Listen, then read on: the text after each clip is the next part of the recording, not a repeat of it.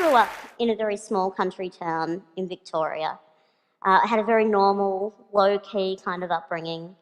I went to school, I hung out with my friends, I fought with my younger sisters. It was all very normal.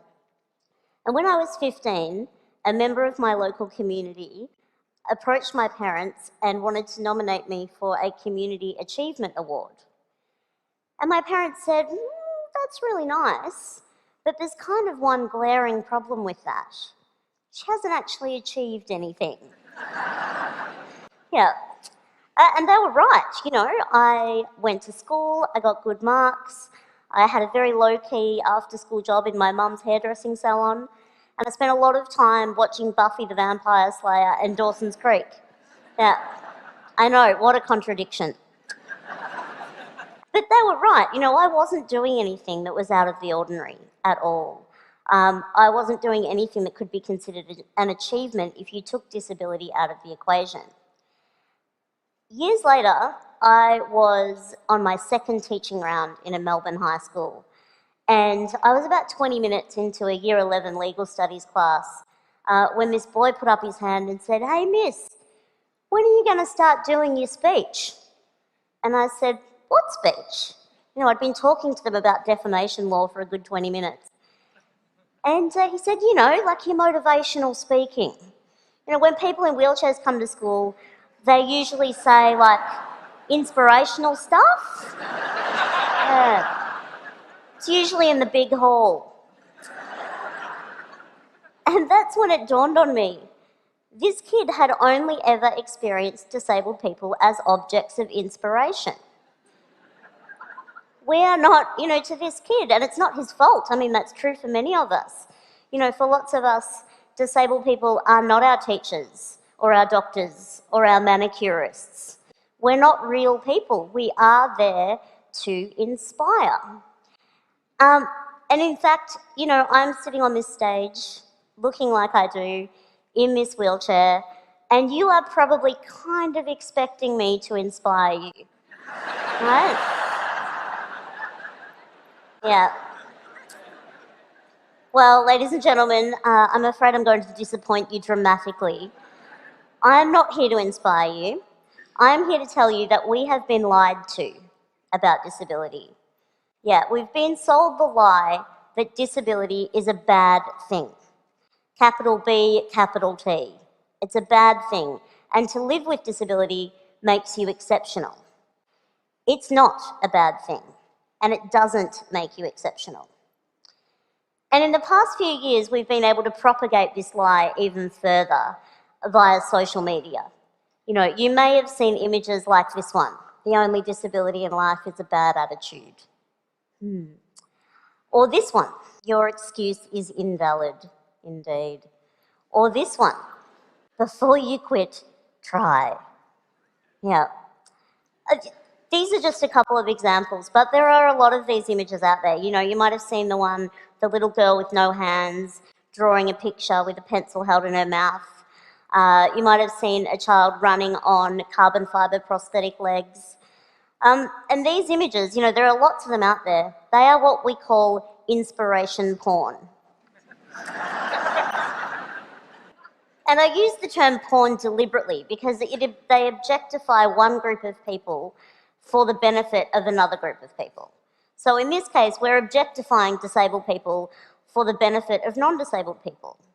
The purpose of these images is to inspire you, to motivate you, so that we can look at them and think, well, however bad my life is, it could be worse. I could be that person. But what if you are that person?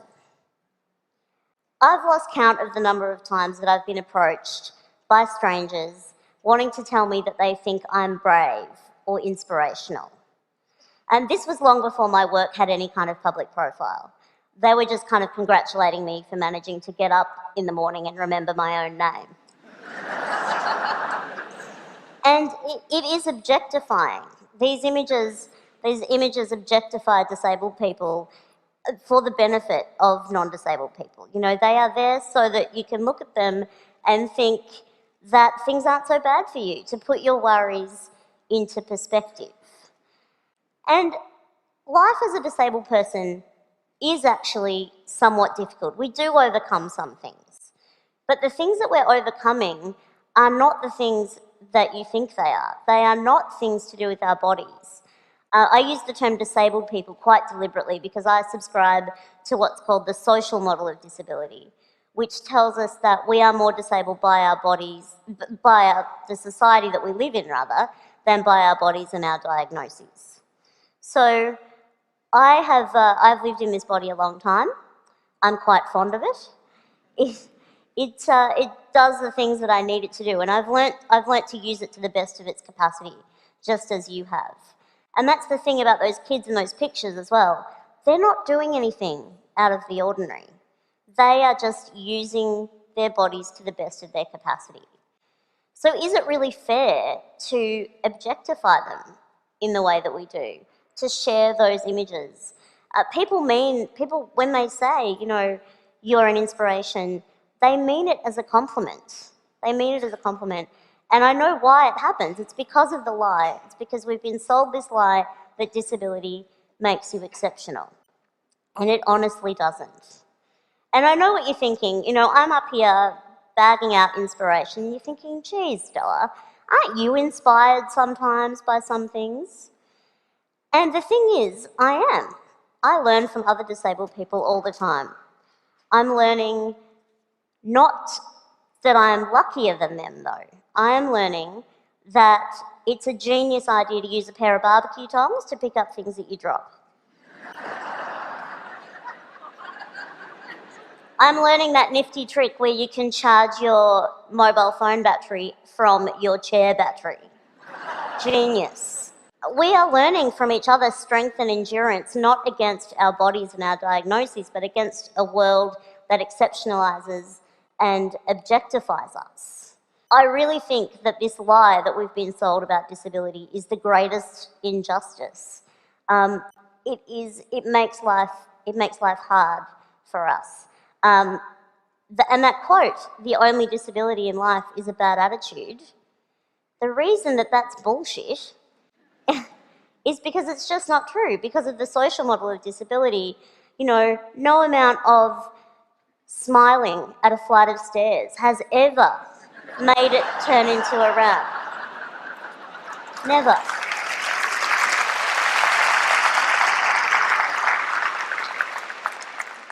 Smiling at a television screen isn't going to make closed captions appear for people who are deaf. No amount of standing in the middle of a bookshop and radiating a positive attitude is going to turn all those books into Braille.